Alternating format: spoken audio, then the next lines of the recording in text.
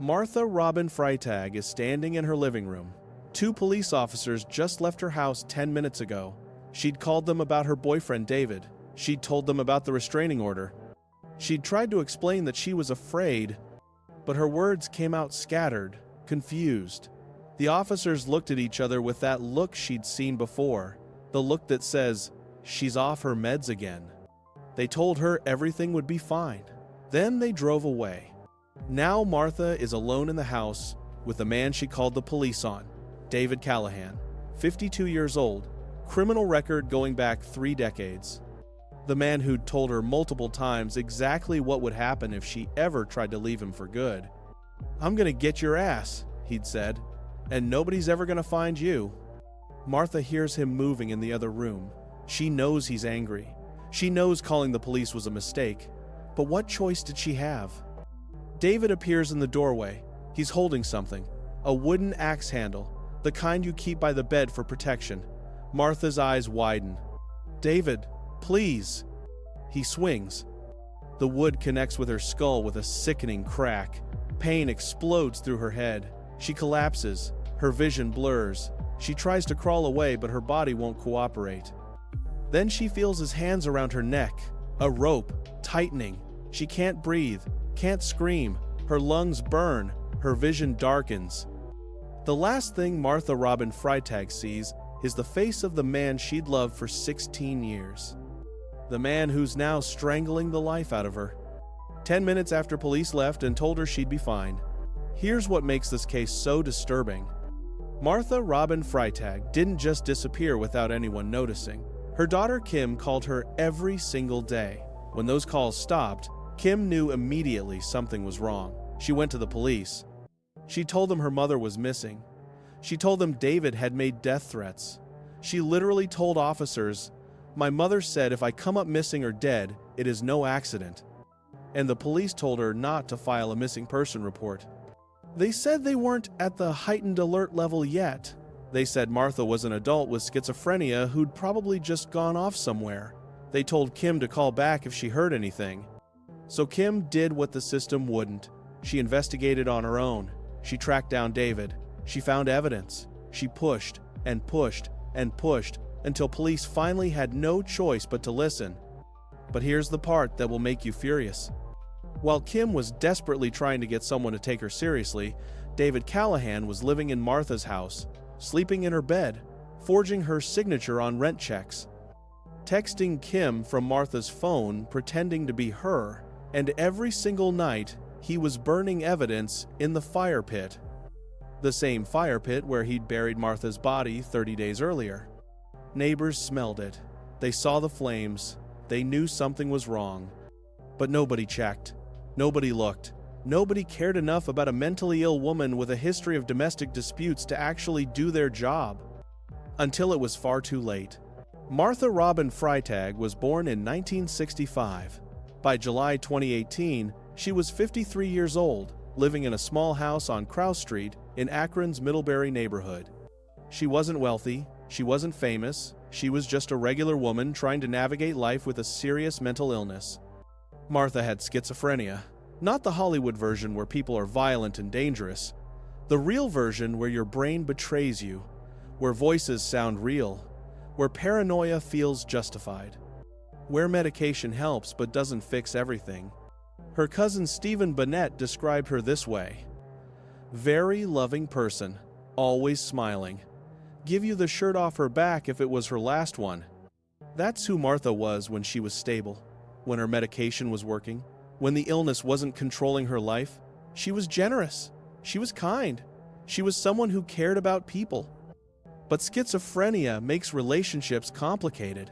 Martha had a daughter named Kim Freitag, and despite Martha's illness, despite the hard times, Kim never abandoned her mother. She called every single day. Every day. That's not obligation, that's love. Martha also had a brother named Marcus Fruth. They were so close that they had a secret code, just between the two of them, something they'd use to confirm they were okay. Marcus would send the code. Martha would respond. It was their way of staying connected when Martha's illness made normal communication difficult. But Martha also had something else. Someone else. A man who'd been in her life for 16 years. Someone who knew exactly how to manipulate her illness. Someone who understood that when Martha called the police during an episode, officers would dismiss her as unstable. Someone who'd been planning for years how to get away with murder. David Callaghan entered Martha's life in 2002. They were together for 16 years. 16 years of an on and off relationship that everyone around them recognized as toxic. David's own sister, Pam Steele, knew Martha for over 15 years as her brother's girlfriend. She said Martha was like part of the family. That's how long this relationship lasted. But it was never stable. They'd fight. David would leave, Martha would get a protection order, then she'd invite him back. The protection order would expire, they'd be okay for a while. Then the cycle would repeat. Police had been called to their house multiple times over the years. Domestic disputes, arguments, Martha accusing David of things, David claiming Martha was having an episode. And every single time, officers would show up, see Martha's scattered speech and paranoid behavior, and assume it was just her schizophrenia. Just another false alarm from a mentally ill woman who couldn't distinguish reality from delusion. That's what David was counting on. Because Martha had told people what David said to her, she'd told her daughter, she'd told her grandmother. She'd said it clearly, when she was lucid. If I come up missing or dead, it is no accident. He's told me before, I'm gonna get your ass and nobody's ever gonna find you. Martha knew she was in danger. She knew David was capable of killing her. She'd tried to warn people. But when you're a woman with schizophrenia in an abusive relationship, warning people doesn't matter if nobody believes you.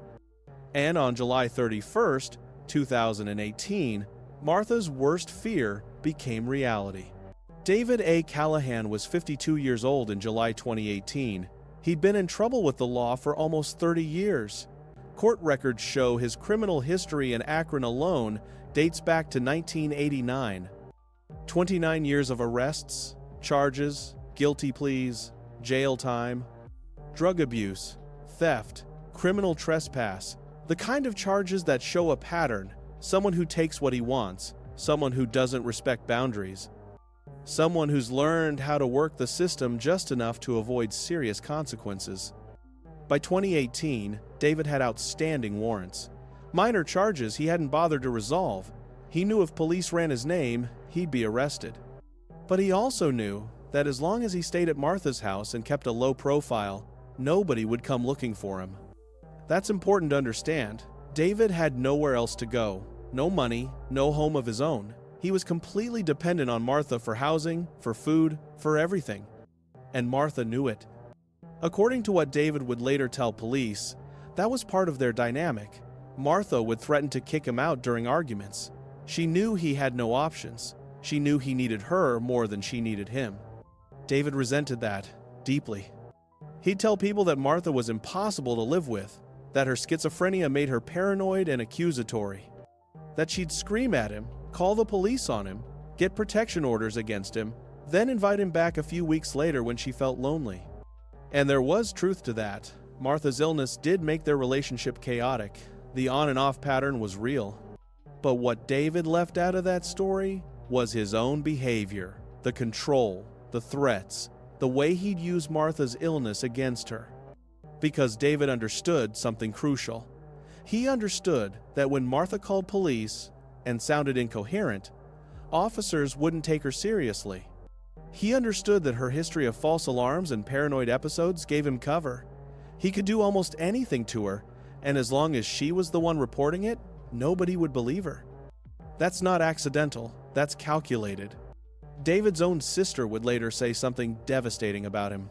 Pam Steele had known Martha for 15 years. She'd watched her brother's relationship with Martha. She'd seen the dysfunction. And when she found out what David did, she said this through tears. How dark do you have to be? How demonized do you have to be to take your loved one's life like that? Even his own family recognized that what he did went beyond a moment of anger, beyond a fight that got out of control. Because what David did after killing Martha showed who he really was. He didn't panic. He didn't call 911 and claim it was an accident. He didn't run. He wrapped Martha's body in plastic. He waited for nightfall. He carried her outside to the fire pit in the backyard. He dug a shallow grave. He buried her. Then he went back inside the house and went to sleep in her bed. The next morning, he started burning Martha's possessions. Her clothes, her shoes, anything that might make someone question where she'd gone. He burned evidence every single night for weeks. Neighbors would smell it. They'd see the flames. They'd think, "That's strange. It's not even trash day." But nobody reported it. Nobody checked. And David kept going. He found Martha's phone. He started responding to text messages from her daughter, pretending to be Martha. He found Martha's rent checks. He forged her signature. He paid the rent so the landlord wouldn't come asking questions. He told Martha exactly what he'd do. "I'm going to get your ass, and nobody's ever going to find you." And for 30 days, it looked like he might actually get away with it. In the early afternoon of September 5th, 2018, Kim Freitag and her husband arrive at Martha's house on Krause Street to meet police officers for a welfare check. Kim is anxious but hopeful. Maybe the police will finally take this seriously.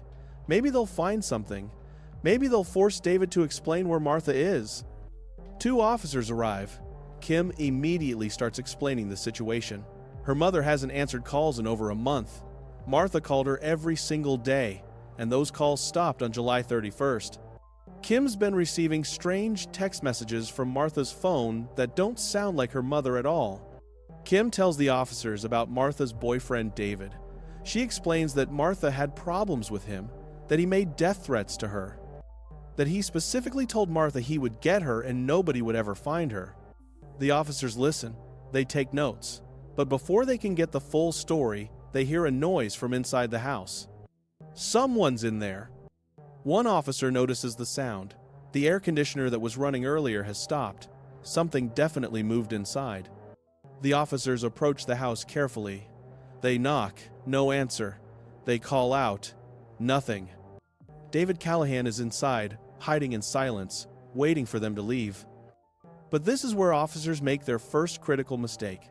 Despite the very real possibility that Martha is in danger, despite Kim's concerns about death threats, they don't force entry. They don't treat this as an emergency.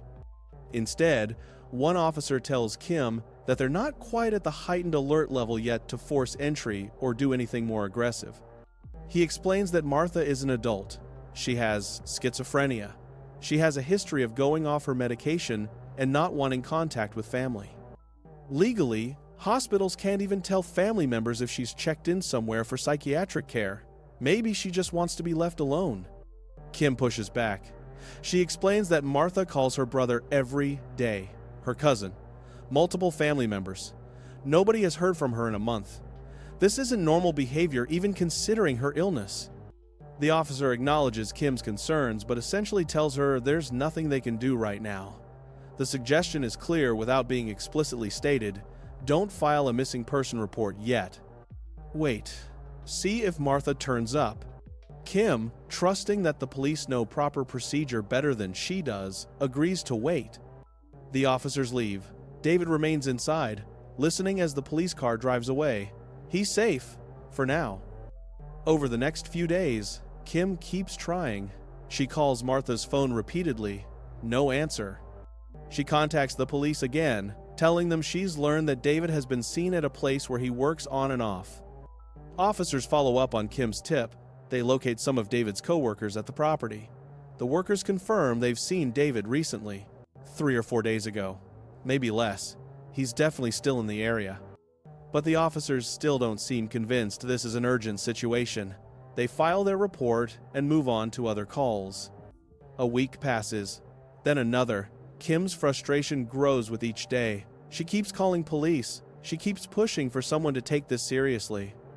She explains that the text messages coming from Martha's phone don't sound like her mother. The way the messages are typed is completely different.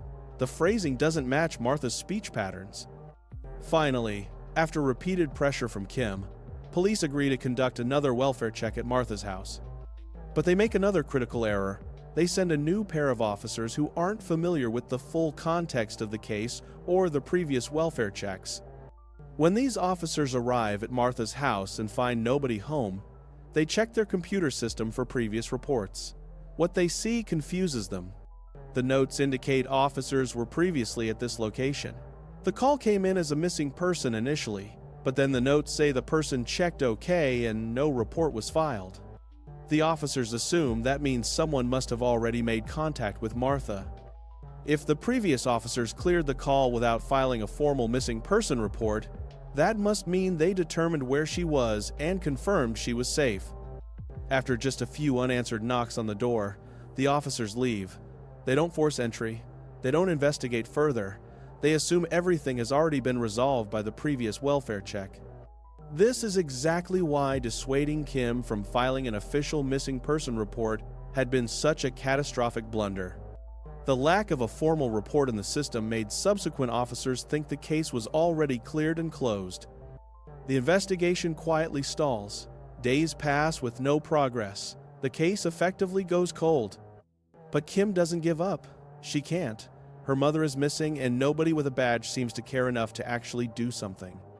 She keeps receiving those strange text messages from Martha's phone. One message claims Martha is at the Kingdom Hall in Kent with friends. Kim immediately responds, saying she'll come there right now. The next message says Martha isn't there anymore, and Kim doesn't know where she is. It's clearly someone playing games, someone who isn't Martha. Kim knows with absolute certainty that's not her mother texting. Her mother wouldn't talk like that, wouldn't avoid her like that, wouldn't play mind games. On September 13th, 2018, nearly 6 weeks after Martha was killed, Kim has had enough. She contacts police again and tells them she's going to break into the house herself if they won't do it. She's done waiting. She's done being told there's nothing they can do. She's done watching the system fail her mother. This time, officers agree to meet her at the house and force entry if necessary. Kim and her husband arrive with the officers. Kim is adamant about going inside. She tells them if Martha is going to press charges against her for breaking in, that's fine. She needs to know what happened to her mother. The officers break open the door. They walk through the house, checking each room carefully. Kim follows behind them, looking for any sign of her mother. The house is empty. No Martha, no David, nobody home. But Kim notices something immediately that the officers seem to overlook. None of her mother's belongings are there. No shoes by the door, something Martha always had scattered around. No Pepsi in the refrigerator, Martha's favorite drink that she always kept stocked. The house doesn't just look empty because nobody's home. It looks empty because someone removed all traces of the person who lived there. One officer makes a joke about the missing Pepsi being the first sign of distress, since that means Martha hasn't been staying at the house. Kim isn't laughing.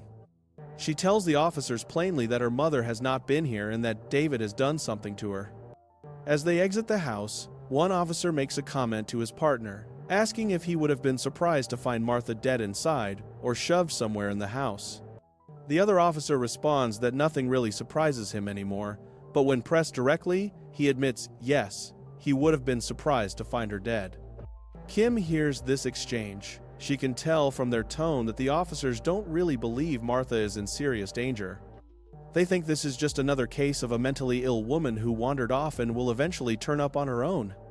Kim finally files an official missing person report, but even as she does, the officer's tone makes it clear he doesn't expect it to lead anywhere.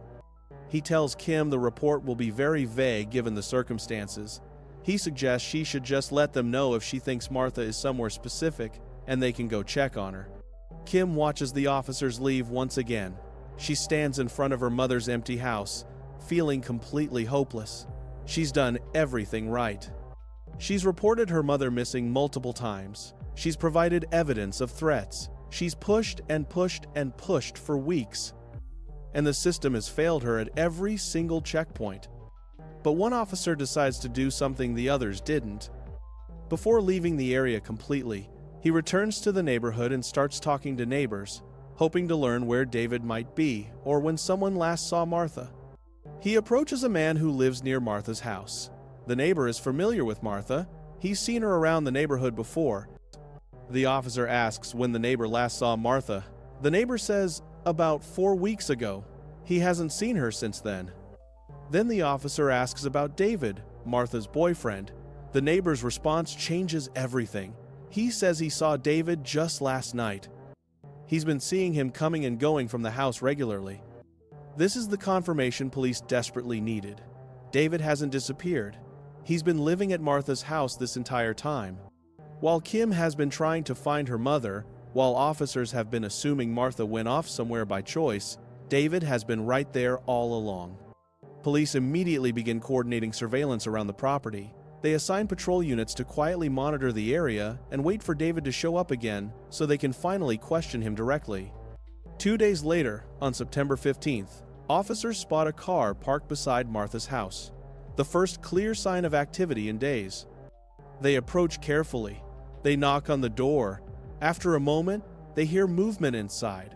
Someone is definitely home. The door opens. A man steps out onto the porch. He's 52 years old, slightly disheveled, but remarkably calm considering police are at his door asking about a missing woman. Officers ask if Martha is inside the house. The man says no, she's probably at her boyfriend's house. She stays there most of the time now. Officers ask his name. David Callaghan, he tells them. This is him, the man Kim has been warning police about for 6 weeks. The man who threatened to make Martha disappear. The man who, according to Kim, is the entire reason Martha is missing. Officers ask David to step down off the porch so they can talk to him properly. They need answers about where Martha might be. David explains casually that he and Martha split up about a year ago. He claims they've been separated and barely see each other now. Martha has schizophrenia, he mentions, and she's been off her medication on and off for months. Then David says something that immediately raises red flags with the officers. He mentions that Martha's daughter has been fighting with her again. He's aware that the family is looking for Martha. The officer corrects him. Nobody in Martha's family has talked to her since July. David acts surprised. He claims Martha just texted her daughter recently. He doesn't understand why the family is so worried. The officer explains that Martha is officially a missing person now.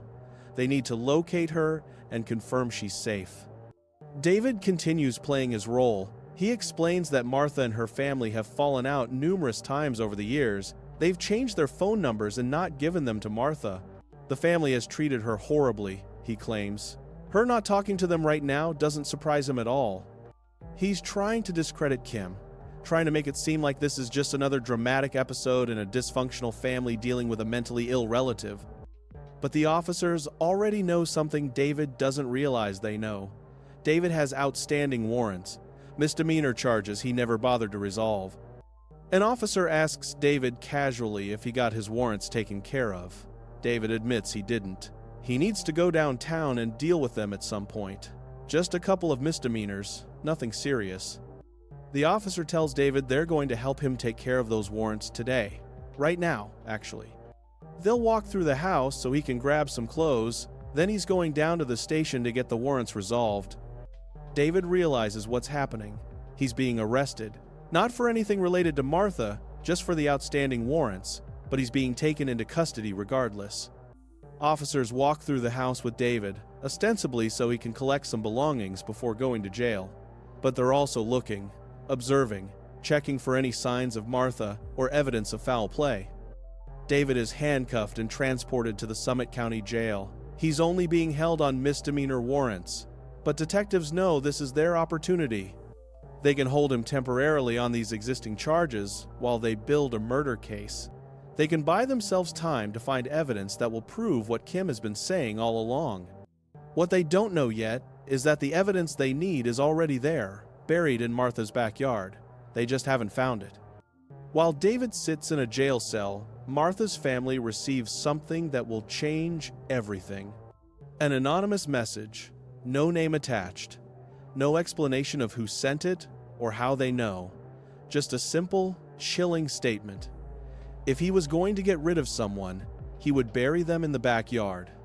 Nobody knows who sent this message. Nobody knows if it's legitimate information or just a cruel prank. But Martha's cousin Angela decides she can't ignore it. She has to check. On September 13th, Angela goes to Martha's house with a few other family members. They walk around to the backyard. There's a fire pit back there, Nothing particularly unusual. Lots of houses have fire pits for burning yard waste. But something looks off.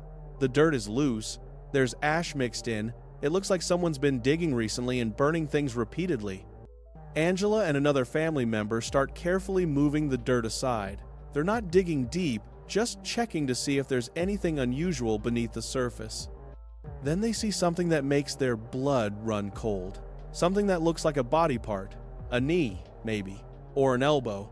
Something distinctly human-shaped, wrapped in plastic and bedding. Angela immediately called 911. Police, firefighters, and EMS units arrive at the scene within minutes. Officers approach the fire pit carefully. They can see what the family saw. It absolutely looks like human remains partially buried in the shallow pit. One officer radios for the forensic team and medical examiner. He reports they're pretty positive there's a body buried under the fire pit. They've dug it up slightly and can see what appears to be a knee or elbow. They stopped digging to avoid contaminating the scene. As the excavation team arrives and begins the careful process of removing dirt from the pit, officers start documenting everything. The plastic wrapping, the bedding material, the position of the remains. And then they see her, Martha Robin Freitag, her body wrapped in plastic bags and bedding material, a rope still tied tightly around her neck, obvious blunt force trauma visible on her head. Buried in a shallow grave in her own backyard. 36 days after David Callaghan killed her. Just 10 feet from where he'd been sleeping every single night since the murder, burning her possessions in the same pit where he'd buried her body. In the evening of September 15, 2018, news of the discovery reaches detectives at the station. They now have a body. They have cause of death, blunt force head trauma, strangulation, rope still around her neck. This is officially a murder investigation. And they have a suspect sitting in a cell downstairs. Detectives bring David Callaghan into an interrogation room. They don't tell him immediately that they've found Martha's body. They want to see what he'll say first. They want to see if he'll stick to his story or if the pressure will make him crack. They start with basic questions. When did he last talk to Martha? David sticks to what he told officers before. Beginning of last month, he claims. The detective asks about the restraining order Martha had against him. David explains that Martha called the police on him multiple times over the years, but he never heard her. She never had a scratch on her, he insists. Any police report would confirm that. She'd get mad and he'd leave. That was their pattern. He portrays himself as the reasonable one, the patient boyfriend dealing with a mentally ill woman who made false accusations constantly. David tells the detectives he doesn't understand why Martha hasn't come back. They'd been together since 2002, 16 years. Sure, they had problems, but everybody has problems. The detective lets him talk, lets him build his defense, then starts poking holes in the story. The detective asks David about his theory that Martha is staying with some new boyfriend she's dating. David nods, confident in his narrative. He thinks he's sold this story. He thinks detectives believe him. Then David makes a critical mistake. He starts attacking Martha's character unprompted. He tells detectives he believes she relapsed and went back to smoking crack. He claims he found drug paraphernalia at the house. He's trying to paint Martha as unstable, as someone who would disappear on her own. But what he doesn't realize is that every word he says is digging his grave deeper.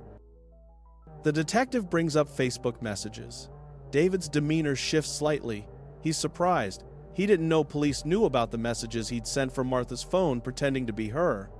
Then the detective drops the first piece of hard evidence. They found Martha's phone. They found it where David put it. David denies having her phone, but the detective pushes. They found it exactly where David hid it.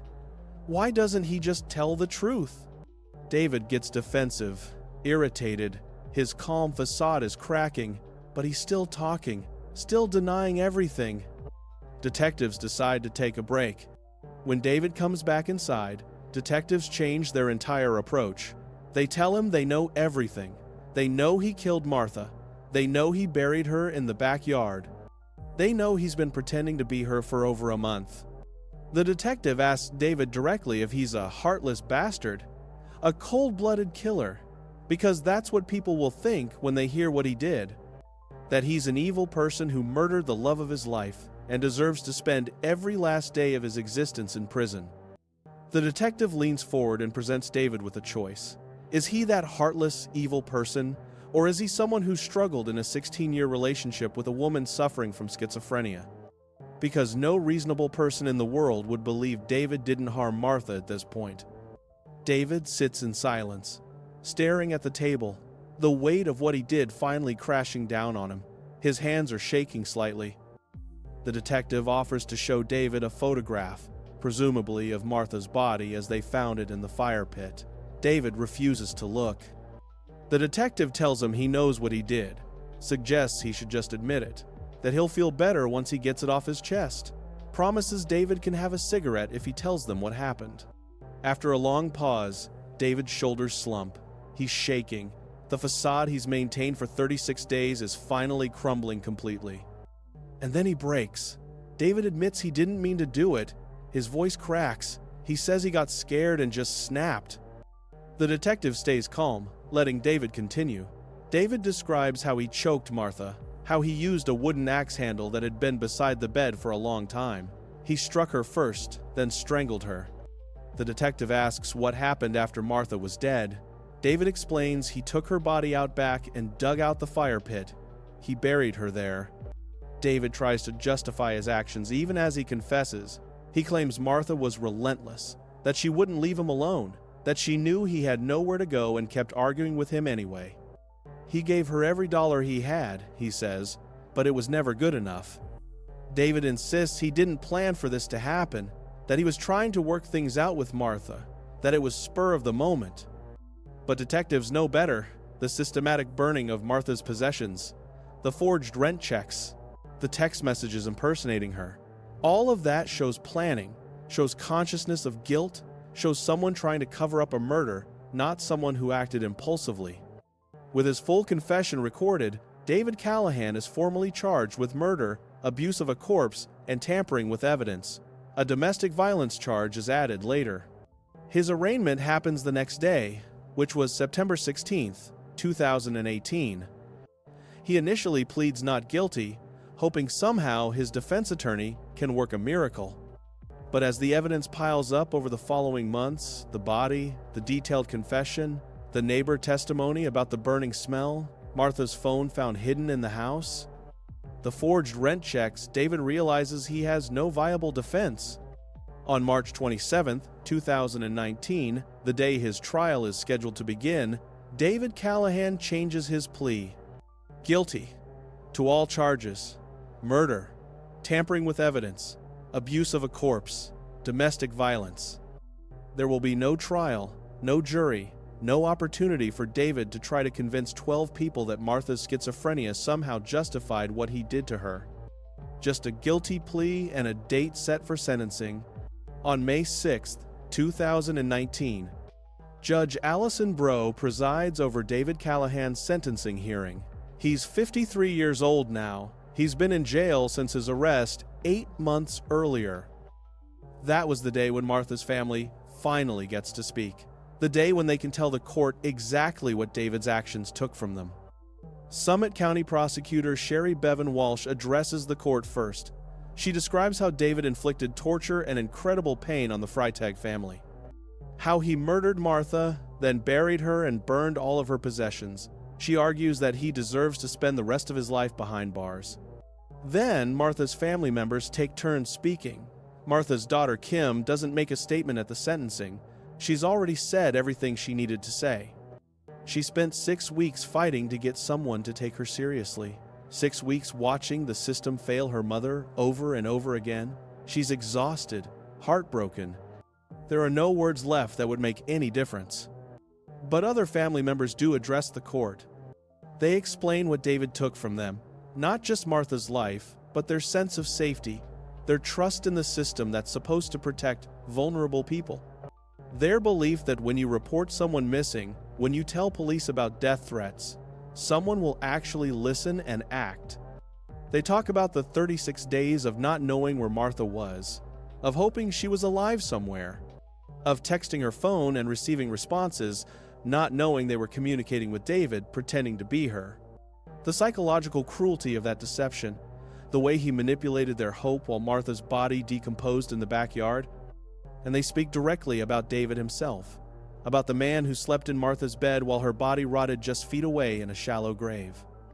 The man who burned her possessions every night like he was systematically erasing her from existence.